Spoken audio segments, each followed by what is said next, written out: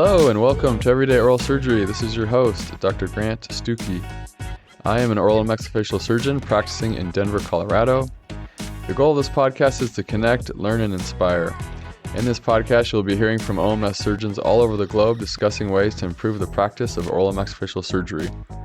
Most information shared in this podcast will be based on personal experience and opinions, so please supplement what you learn here with approved research studies. Without further ado, please enjoy today's episode.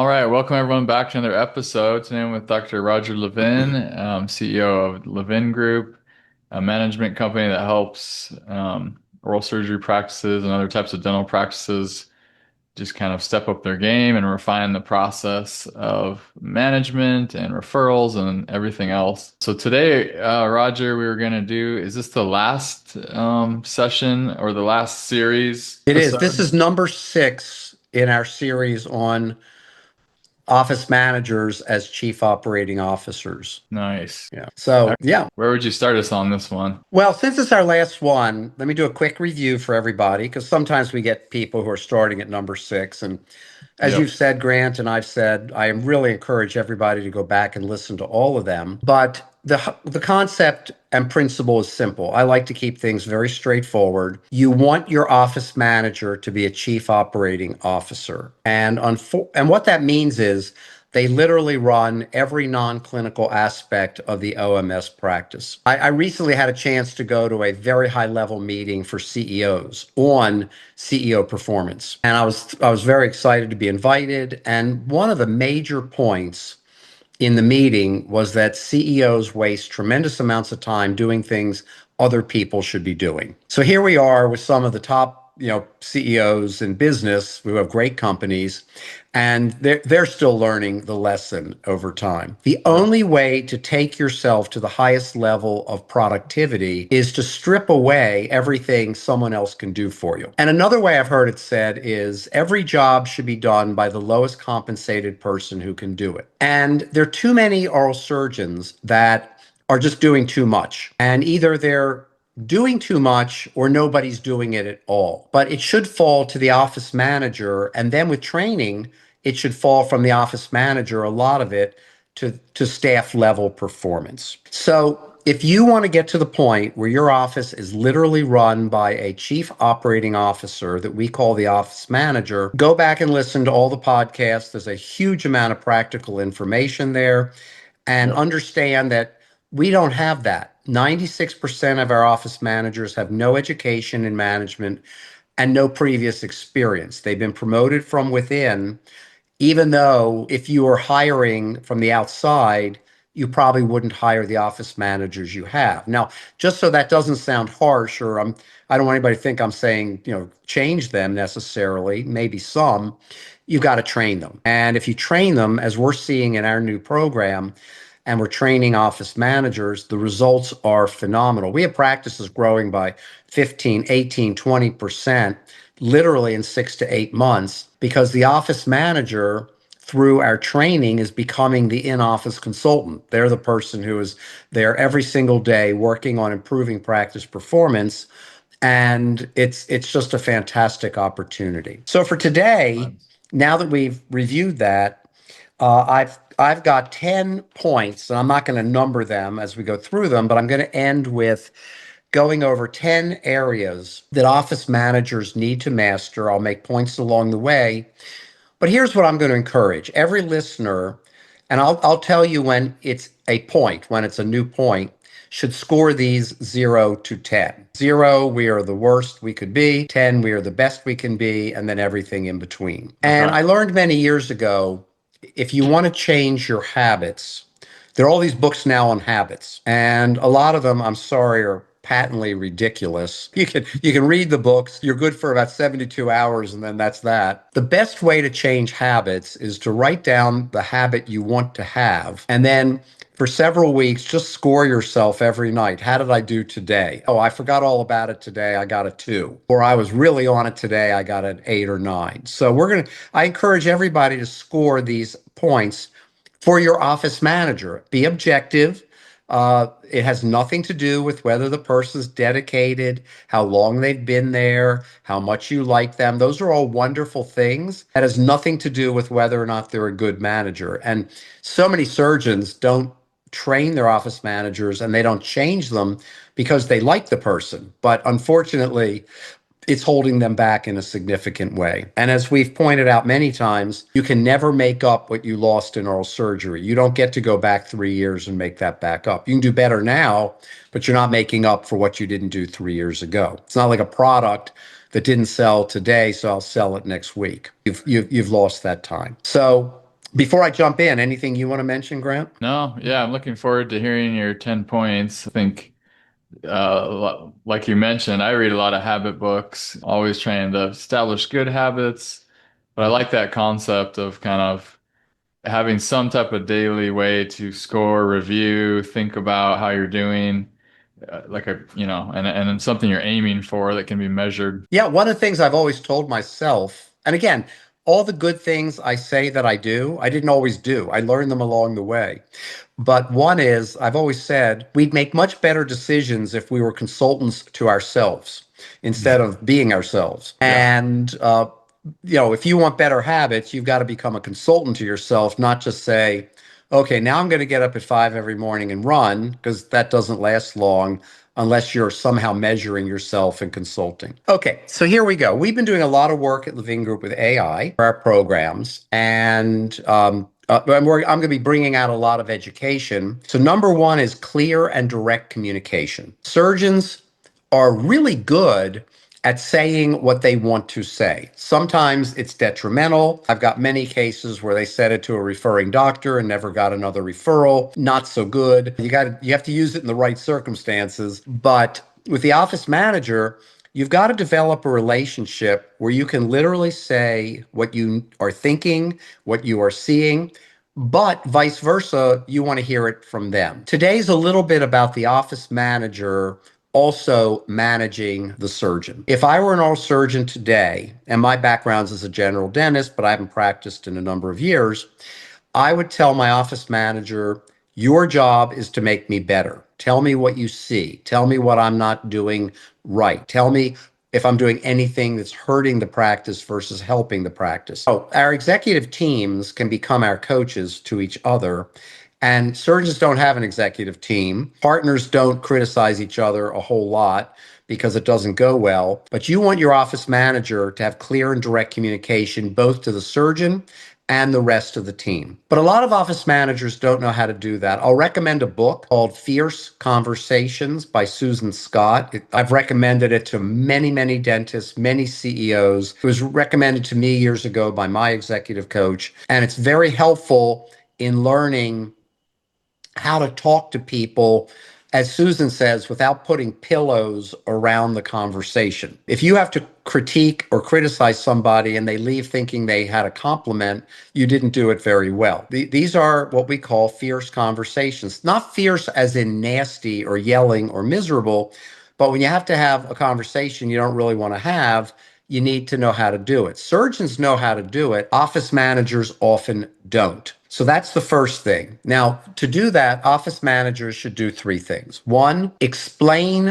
what you're going to tell the person. Sally, I have observed that we are not collecting 98% as we're supposed to. We're down at 95. Number two, tell them what you want to tell them. What you need to do is collect money at the time of service. And if for any reason they cannot pay that, we need to follow up the next day and then 1 week later. And then number three, tell them the expected result. Because, Sally, we want to collect 98% of all money owed to the practice. So however you communicate, you need to follow those three principles. And then the fourth one is shorten what you're saying. Office managers or many former staff members, they are nice people. They are gregarious people. They like talking. And by the time they're instructing somebody, There's been so much conversation, the person barely remembers what the instruction was. Shorten the conversation, make your points, and move on. That's the first one. The second one is to drive the vision. The doctors should have a vision for the practice. When I look at vision, we do a lot of strategic planning for dental practices. It's an independent service that we have. And I explain to people who call me that are interested in strategic planning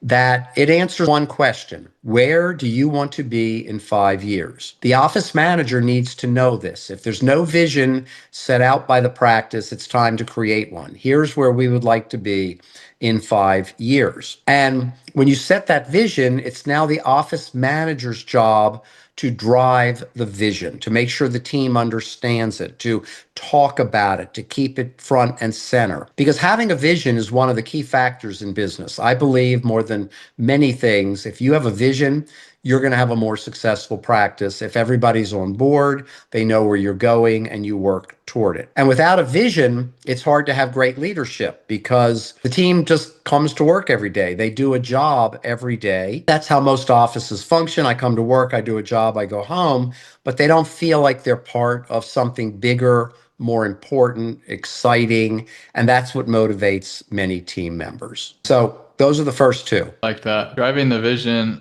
I mean, it kind of reminds me of a book I recently read about the three pillars, of a group trying to achieve anything is like purpose. Well, having a purpose or a why, having a mission or like a how, and then your vision is the kind of where are we going with everything. Exactly. Because as I've always taught, Grant, there are really strategic planning is about answering three questions. Where are we now? Where are we going?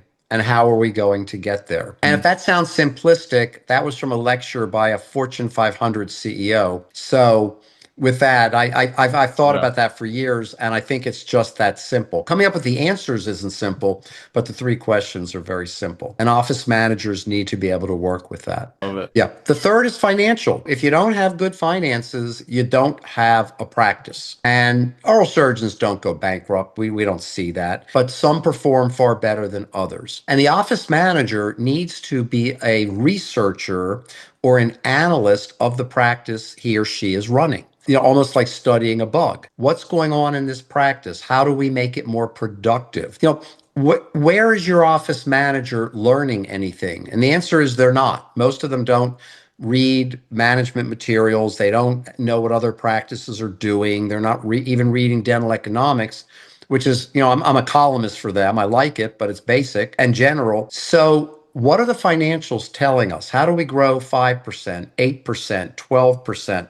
I recently said to a new oral surgery client and the office manager on the phone, they said, well, we're growing at 3% a year. And I said, well, why aren't you growing at 6%? That's not the target. I just asked that question. And there was a long pause, and the surgeon goes, yeah, we could do that. Okay, well then why aren't you doing it? And it's not just about making money. That's a good thing. It gets you to retirement at the right age. It's also about protecting your future. If growth is the enemy of decline, and this is part of the office manager's job to be in a defensive position, making sure the practice stays strong at all times. I can look at 15 numbers in oral surgery practice and tell you pretty closely what's working and what's not working and why. Now, I've been studying this for 42 years, but basically the financial numbers tell you a huge amount: production per hour, production per day, production per provider, production per patient, production per insurance patient, production as a ratio of overhead. Those numbers alone tell an amazing story, and office managers have to be able to read them like a book and understand what they mean. And if they don't have it, they ought to take a course in accounting. I'm serious about this. I don't mean to sound sarcastic. I'm absolutely not being sarcastic. They need to take a course in Accounting 101. Because that course alone is all you need to run a good, solid business if you understand the numbers. Fourth is adaptability.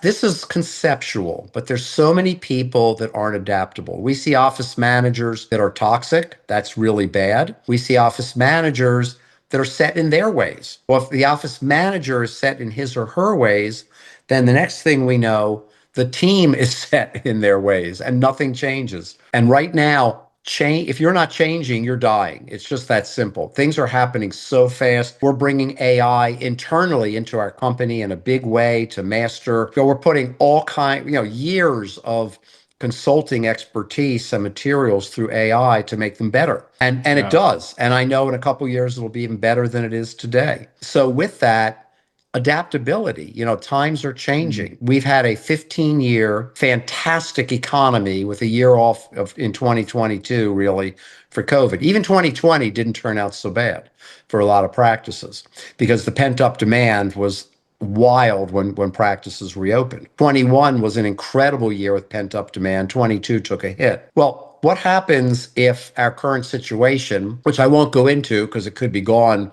by the time somebody listens to this podcast, ends up with a sluggish economy or inflation rising? Is the office manager ready for that? Do they have a playbook if inflation goes up by 3, 4, 5%? And that could happen. I hope it won't.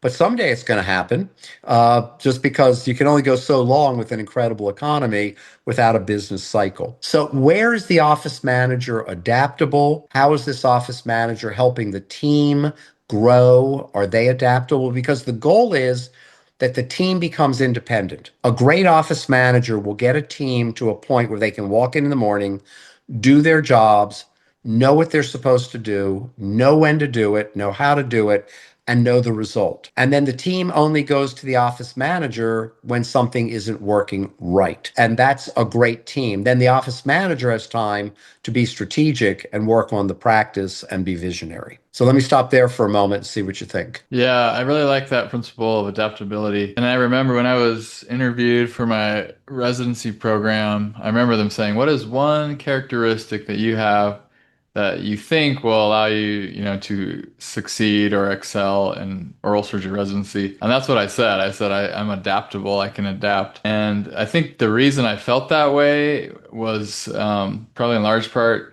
growing up, we moved a lot to different places. I went at the age of 19, I went on a mission to South America for my church for 2 years. So I was constantly being put in like very difficult situations where I had to adapt and change. How would you counsel someone that maybe isn't naturally adaptable? Is there any ways to say, how can you make that change? Yeah, there's actually a skill. So there's the natural person. I'm one, you're one. I'm thinking, as you're talking, I'm thinking back to the 1990s. They said bricks and mortar companies like mine would be gone. And honest to God, every week I was getting buyout offers in stock, not in cash, but in stock. And the buyout offer came with the threat: you're not going to be here in 3 years because it's going to be all online. It's going to be all digital. If you join us, we're putting together a conglomerate of companies. We'll give you stock. The stock's going to be worth a fortune. And you know what happened in the dot-com burst of the 90s. If I Mhm. had done that, I would have lost my company because it didn't work. And I remember saying to myself over and over in the 90s, it sounds like, there's a lot of change coming. And my definition of adaptable in my head is the phrase, I'll figure it out. There's always a way to figure it out. So I understood. I was more than happy to change. We've changed many times in 42 years to adapt, but we've done it logically, carefully, because I care too much about our clients to go do something that's going to make a big mistake. For people who are not automatically adaptable, there's a simple formula. You write down what's happening. Economy is slowing. And by the way, I'm using this as a hypothetical example. Okay. I don't really like change very much. So then you take that statement, economy is slowing, and you write down three possible solutions. And in life, I have learned that the top three best solutions are usually better than the next 97. Or the way I say it, the top three options are usually more impactful than the next 97. And you write down three possible solutions, and then you pick one. And that forces you to change. What is the change you're going to make because a new challenge has occurred? And office managers need to be part of this as well. When they're making decisions, they can't run to the surgeon every 5 minutes for permission to do things. They need to just do things. And if they're good and they're trained, they'll make mistakes. Everybody's human. Everybody makes mistakes. But at the same time, uh, they're not going to make severe mistakes. They understand the practice, the vision, the numbers, as I'm talking about. So when you're faced with a challenge, you only have to be adaptable when there's a challenge. The challenge to some people is you need to change. So what are the three options I'm going to take? Do more implants? Am I going to increase my referral marketing program? Am I going to hire? Yesterday, I talked to one of our clients, very successful person, and he's firing his PRC, his professional relations coordinator, because no matter what he does, he can't get the guy out on the road to visit general dentists more than 6 hours a week. I said to him, what did you, before you hire the next person, what did you learn from this? And he kind of, really smart guy, but he didn't get it. I said, what you learned is you knew 2 years ago he was not going to go out there more than 6 hours a week. And you just kept pushing as if you could make him do it. It wasn't going to happen. And even though you've done great, you lost 2 years of doing even better. And it was a very, I've known him a long time. It was a very positive conversation. But are you going to hire a new PRC? Your PRC has been with you for 10 years, but they're not doing the job. That's the challenge. Well, one of your choices is hire a new person. So it's a simple skill set. You write down the challenge, you write down three solutions, and force yourself to pick one. And it doesn't matter whether it's comfortable, and it doesn't matter whether you want to do it. It's what has to be done. It has, I have that saying, it has to be done. Yeah, I So like that. yeah, so that's a skill that anybody can use. I use it differently. I'll often look at a challenge and I'm positive about adapting, but I'll still come up with three possible solutions and then determine which one works best, research them if I need to, but I'm going to make a decision. Okay, the next one, I said I wasn't going to number them, but this is number 5. My brain works in numbers. I Same. constantly say 1, 2, 3 is consistency. I've been doing this job a long time. We've seen over 33,000 dentists as clients, specialists and GPs. And if somebody asked me someday, what are the best lessons you've learned? The word consistency might be number one. I think inconsistency kills more situations than maybe anything else in oral surgery or business. In referral marketing, I've said for years, inconsistency is the number one reason for referral marketing failure. You start, you stop, you lose your PRC, professional relations coordinator. You don't change your strategies. They're boring and irrelevant. We have a new client right before us. He spent $28,000 on an evening idea for his referring doctors, and 3 came. That's just it.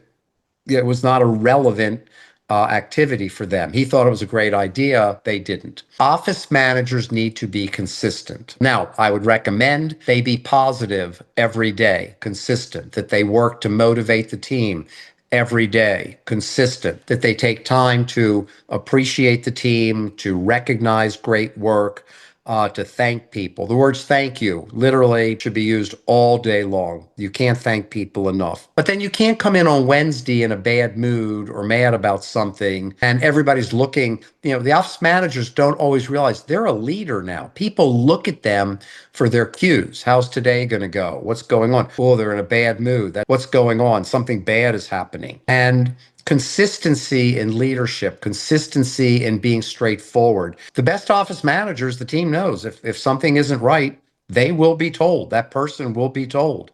And there's no secret about it. There's no hiding from it. That's that office manager. And it's one of the best traits you can have. So being consistent, now change is okay, but not being inconsistent day after day after day, and people have no idea where they stand. Or treating certain team members as best friends, and we see this a lot, and other team members as not in the clique. And that is really destructive. That is very destructive. It creates factions in the practice. You're now the office manager. Everybody gets treated the same way. You do your job, you get treated great. You don't do your job, we have a conversation around it.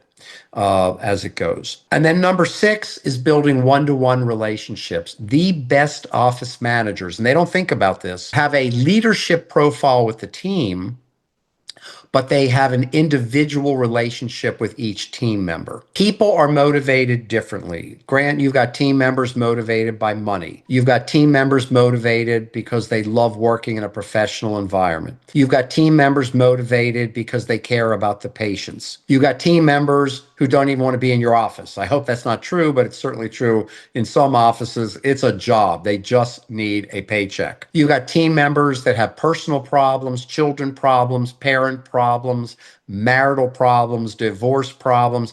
Being human is messy. Yeah.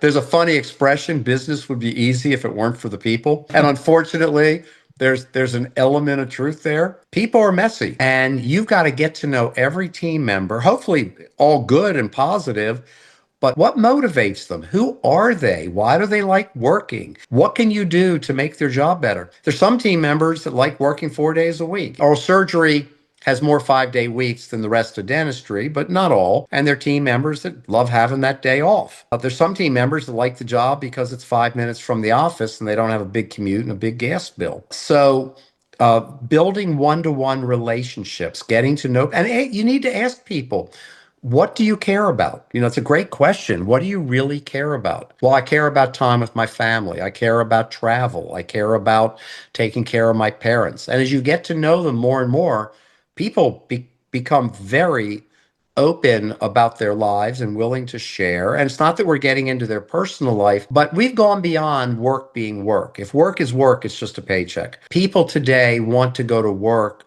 and enjoy the environment and enjoy their coworkers. Coworkers are friends for people today. This is what remote workers are losing. There's a lot of good things about working remotely. One thing that is not good is they don't get a lot of interaction with their coworkers. Zoom is good, but it's not quite as good as being together. Now, number 7 is also huge. It might be right up there, just under consistency, and that's confidence and a growth mindset. Office managers can't be wishy-washy. They can't tell people, I'll get back to you, and not get back to them. They can't not make decisions. They need to be managers. The term manager should be a verb, not a noun. Manager is management. If you're a manager, it's action. If you're not taking action, you're not a manager. So what we like to see, and I kind of listen for it when we meet a new practice. Periodically, I sit in on a new potential client call, and I listen when the office managers are there for confidence. If they sit on the call, the doctors are talking and they never say a word, I already know they're not trained properly. They're not a CFO. I'm sorry, a COO, Chief Operating. They're not, I'll guarantee you, they're not handling many of the functions.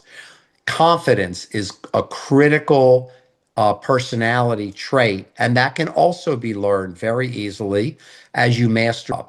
But you can't be afraid to say things. You can't be afraid to have reviews. You can't be afraid. You have to remember to compliment people, which is really important. So confidence, how you come across. And here's a good analogy. How many patients are going to buy implants from a surgeon that doesn't seem confident? Well, it might work. They've been around a long time. You might like it. That patient's going somewhere else. They're not going to let you put an implant in their mouth.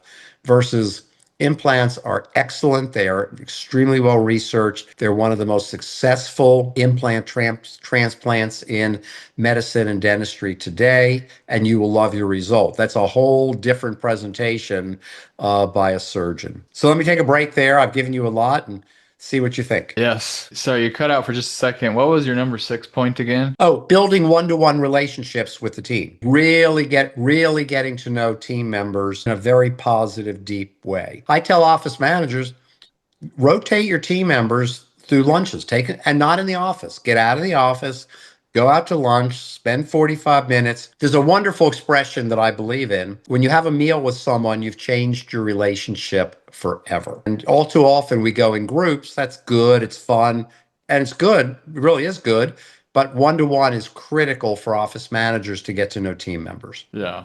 Oh, I love that. A lot of this reminds me of I think we mentioned in our last episode that I did with my brother, but there's this book called Unreasonable Hospitality that talks about, he's in the restaurant business, but he talks Yeah. about how putting the team first and creating this incredible team environment, like you're saying, a lot of one-on-one conversations and figuring out what people are really striving for and bending over backwards to make sure team members feel valued and all that stuff. Once you did that first, then the client, or in our case, the patient experience follows and becomes incredible. Whereas if you say, oh, let's say the patients are number one, and then sometimes we throw the team members under the bus to somehow benefit the patient, it just backfires. So you got to create a great environment at work with the team. You really do. Oh, by the way, I think the restaurant is 11 Madison Park in New York. Yeah, that's right. And I got to hear the founder speak about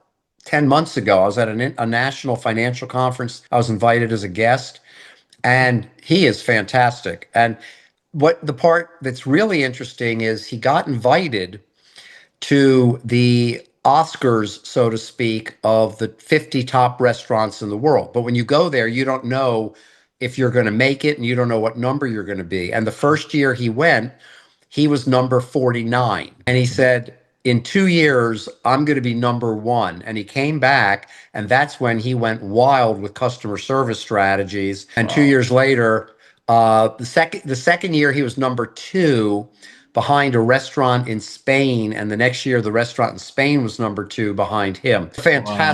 Fantastic story. But they did unreasonable things, and that happens to be actually that's number eight, which is the patient experience. The office manager needs to train the team for an outstanding patient experience. But we talk a lot, Grant, about customer service. I'm a nut about it. You and I have done podcasts on it. But what I've never said I should have, and what nobody ever says, the better your customer service, the nicer your patients. Because Hmm. because Yeah. the better you treat patients, overcome a lot of issues. Yeah.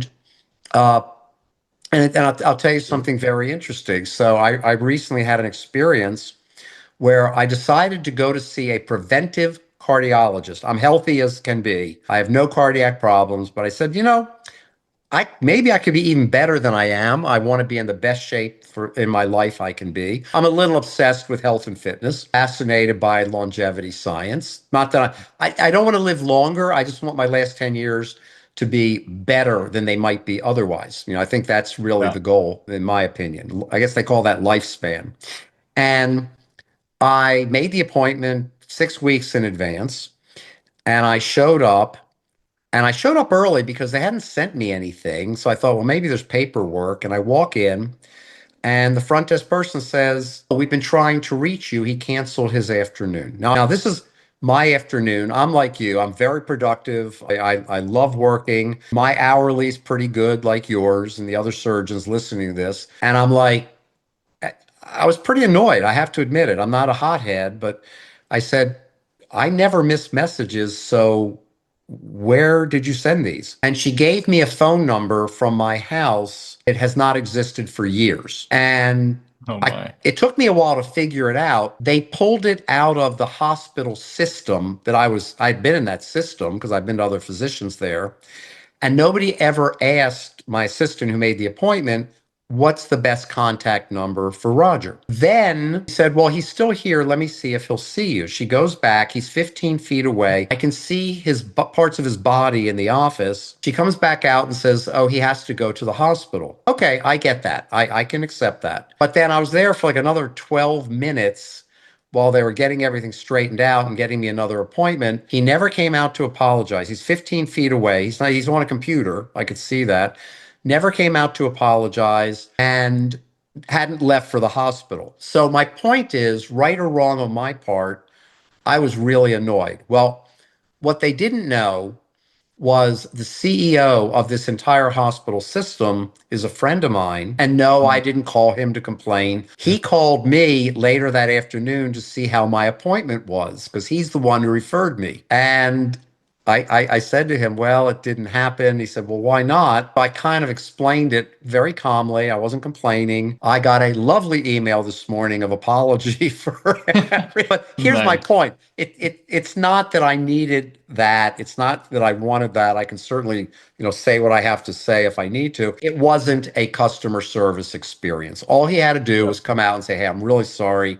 I'm finishing something up. I've got to leave for the hospital. We'll get you a convenient time. Because this whole thing was on their end, not mine. It was not something I did. And, um, and I can see why they couldn't reach me, but they knew they couldn't reach me. So some provision should have been made in some way, shape, or form. Having said that, it's the office manager's job in an oral surgery practice not to manage every patient every day. It's to create an experience process where you can win with, and I would say 99% of the patients. Yeah, they're crazy patients. I get that. But if they're not unbalanced or off the bell curve, we should win almost every time. And I'm assuming that 11 Madison Park, the restaurant you mentioned, gets almost no complaints because they will fix it no matter what it takes to fix it. And I love that expression, whatever it takes. I love that expression. I've often lived by it to help people. And we have difficult clients, but we don't call them difficult clients. We just figure out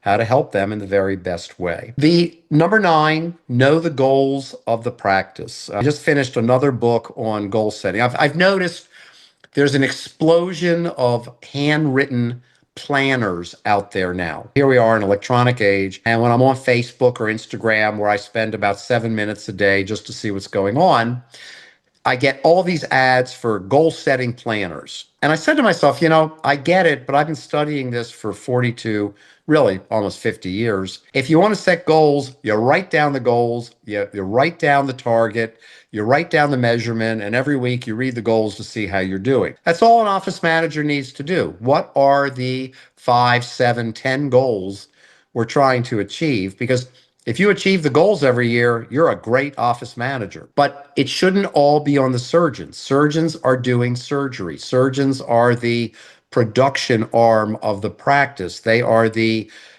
factory part of the manufacturing firm. Somebody else has to run the administration or nothing gets built or surgery doesn't get done. So no goals. Every year, the office manager should insist on setting goals with the doctors. They should be written down, have a deadline, and be measurable, and weekly review. And every month in an in a doctor's meeting, which office managers should be attending, there should be a review of goal progress presented not by the doctors, but by the office manager. What I'm saying is to the surgeons, let your office manager run you. When you're in the office, all you want is someone to keep you as productive as possible doing surgery. And then when you're not doing surgery, get out of the office and go home and be with your family, have great experiences, be with grandchildren, whatever it may be. You don't need to be sitting around running your office. That's why you're hired an office manager. And if you're not getting enough free time in your life, well, it's your fault if we're going to use fault, but and if we're going to blame somebody, blame the surgeon, but you didn't put in an office manager who can free you up. It may not happen overnight, but it's going to happen. I could walk away from my company for 6 months and it would function just as well as if I'm there because my executive team has been with me a long time. They know what to do. I hope I contribute. I bring creativity, new ideas, new strategies, review consulting materials happily. But you want to practice that the surgeon can be a surgeon, and that's it. And finally, the negative, unfortunately, I do need to bring this up, progressive discipline. If people are not performing, the surgeon should not be meeting with the staff members to correct it. The office manager should. And you can't be afraid to correct people who are not performing properly because they're holding back the practice. If an office manager is doing someone else's job, that's a problem. If someone is causing friction on the team, that's a problem. If somebody's not doing the job, that's a problem. And you need to be on it immediately. Surgeons will wait and wait then wait. Sometimes they think it's going to get better. It won't. It will get worse.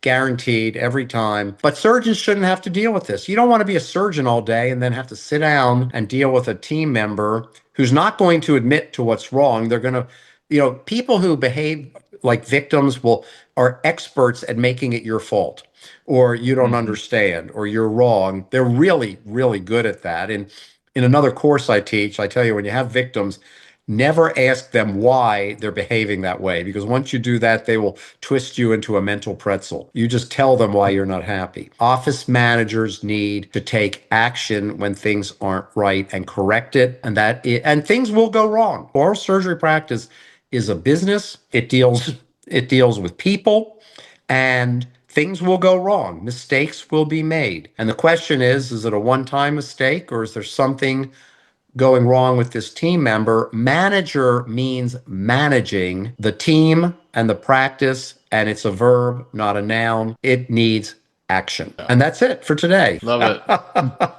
They're great That's it for points. 6 episodes. Yeah. Wow, that's a lot of content. I really appreciate you sharing that with us. That last point, both of those two last, I thought were great. The last one, progressive discipline. I mean, over the years, I've just become very, I don't know if the word's maniacal, but like very in tune with like the feel of my team. And if I sense things are off, I immediately, me and my office manager go to work to figure out what's going on. And even like you said, someone who's causing friction, we'll have a sit down, talk about it sooner rather than later. I just hate letting things stew because it makes the whole team kind of corrupt, I guess, or like more likely for the team to lose morale, and then you'll see people, threatening to quit. And I feel like that office manager and the surgeon, I mean, it's kind of a team approach, but at the very least, there needs to be a lot of communication with the two about how the team morale is as a whole. Yeah, no. A team member going south can destroy your team, and other people could quit first. So, my counsel to many, many dentists and surgeons has been a simple question. You look at the person as if they were there, they're not there at the moment, and you put your hands out and you say, are you making my life easier, or are you making my life harder? Because if you're making my life harder, and here's the quote, I don't need you. And I've Yeah. made some tough decisions in my life, not just in business, but even with service people and vendors. I just fired this year a pool company that's been taking care of my pool for 40 years. And why did Wow. I do it? Because, I know labor's tough out there, but last year I had some problems. We kept calling. Nobody's calling back. They only had a voicemail system. It never got corrected. And at the end of the year, I said, you know what? I'm not doing this again. But because my friend has a pool company, he's very happy, and I switched. And I don't want to sound mean or tough, but if you're making my life harder, I don't need you. And Hmm. that's the way you make the decision. Are you making my life easier or harder? If you're doing your job, you make Yeah. my life great. But when you're not doing your job or you're toxic, it's the right hand. You're making my life harder. Life's hard enough without people making our lives harder as we go forward. I had an interesting, I won't go into it, but I was, as you know, I was just in Japan, and I had a mistake was made on my flights, and I won't go into all the detail, but it literally took me several hours in the middle of the night, 2 nights in a row at the end, to get this straightened out. And I still didn't know till I got to the airport if it had been straightened out or not. They made my life harder. Now, I'm smart enough now, I'll make sure that never happens again. I think it was an innocent error, but life's hard enough. Those are the things you often can't control, because I didn't even know about it till last minute. It was Yeah. behind the scenes. So you don't need people you work with making your life harder. You want them making your life easier. And by the way, I can't be the person I want to be, and I can't accomplish what I want to accomplish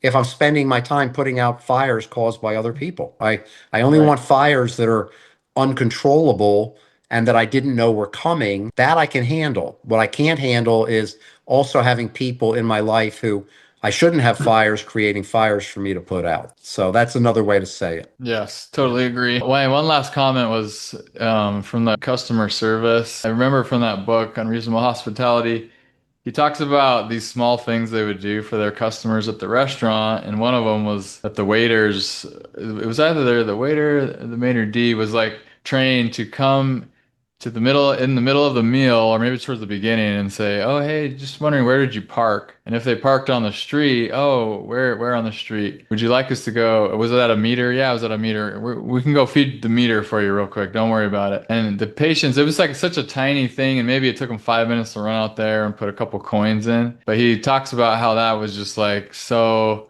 rare, right? And unreasonable. And that Right. alone would get people coming back because it was just phenomenal to have that experience. Oh, and when he spoke, a couple things he said. So they hired a person, I forget the title, but it was simply a hospitality person. This guy's job was to stand in the restaurant and observe and find things they could do to shock the diners in some way. And he could walk around and chat with people. So one story I remember is they had a very wealthy European in, and he was loving the meal. He was perfect. And this isn't about making people happy that are unhappy. This is about making people happy that are already happy, making them happier. And he's chatting with the guy, and the guy said, "Yeah, I've had a great trip here. You're my fourth Michelin restaurant that I've eaten in." He said, "The only thing is, I'm flying out tonight. I didn't have time to get a New York hot dog." So of course, the guy goes out, gets a New York hot dog, brings it in, and they put it in a special box for him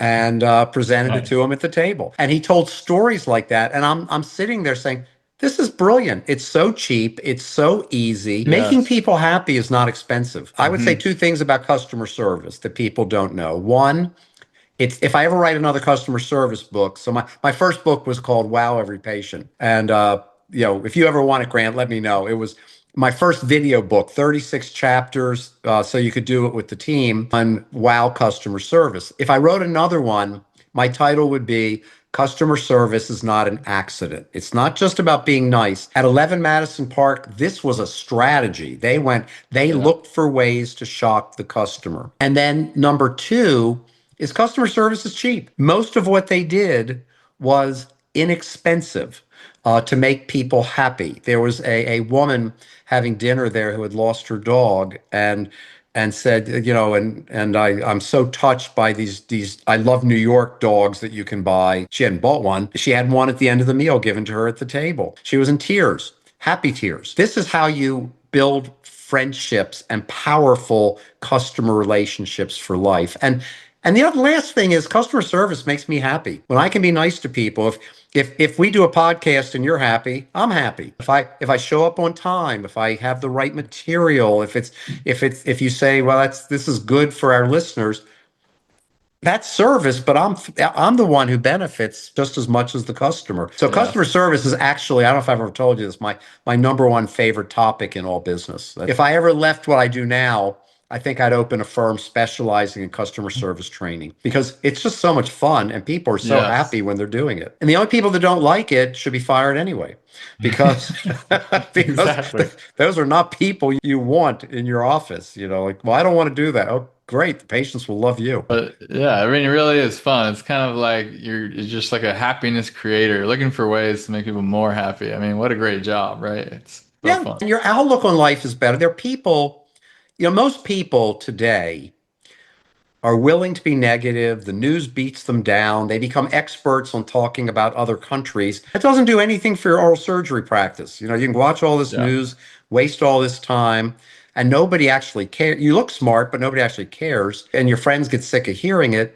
Or you can take every negative situation, and there's always the question, what good could come out of this? There's always good that can come out of almost anything. Even a horrific situation, preventing it again in the future is good. So I like people that are always have an eye toward what's the good that could be here? How can I make this customer happy? What can I say to make this customer happier than they are right now? And they may be very happy, but that's not an excuse not to do it. It's still a great Yep. question. How do I make you happier? So great, Roger. Well, thank you. I've loved these 10 kind of summary points about what our office managers can kind of be focusing on, what the doctors could use to kind of use as a rubric or a way to check in and kind of rate how their managers are doing and then coach them to be better and progress. That's awesome. Right. So I hope that everyone will go back, listen to this again, come up with their 0 to 10,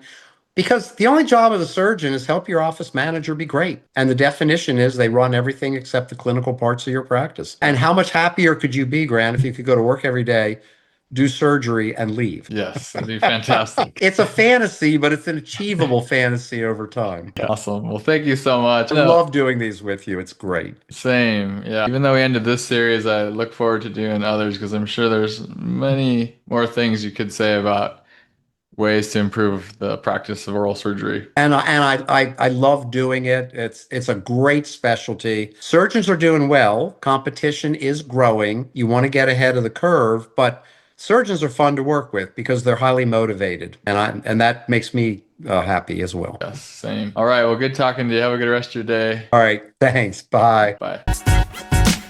Thank you so much for listening to this episode of Everyday Oral Surgery. For more information on these podcasts, please visit everydayoralsurgery.com. I love feedback and would be very grateful if you would reach out to me via my email, grantstucki@gmail.com, and let me know what you thought of this episode. Or you can text me at 720-441-6059.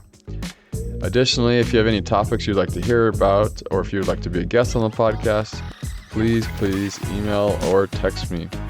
I found many of my interviewees through people who have been contacting me and I've been listening, and I've gotten so many great ideas for more podcasts, and that's what helps keep the podcast rolling. So I really appreciate you making that extra effort and helping me out with feedback and knowing what to do next on the podcast.